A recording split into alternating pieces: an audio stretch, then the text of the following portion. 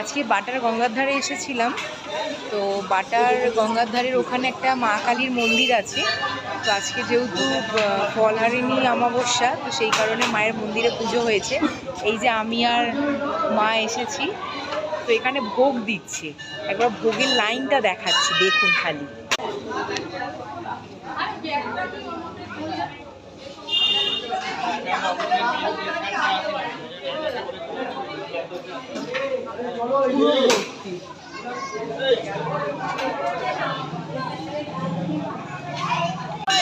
মানে ঠাকুরের ভোগ কে না পেতে চায়।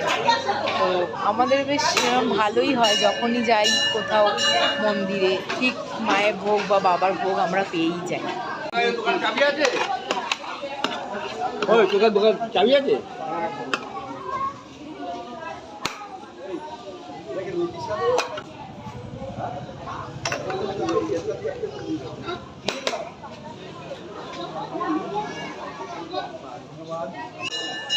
দিদি বৌদি ভালো আছেন?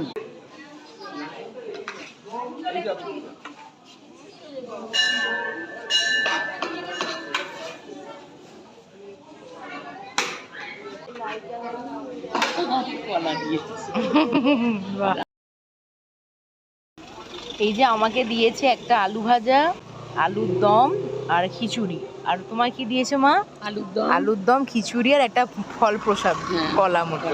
মানে সত্যি মায়ের ভোগে যে মায়ের দৃষ্টি থাকে, সেটা মানে ভোগ না খেলে হয়তো বোঝা যায় না। মানে এত সুন্দর, মানে সেই আমরা বাড়িতে করলে এরকম হয় না, কিন্তু মায়ের ভোগে এত সুন্দর টেস্ট যে মারাত্মক রকম।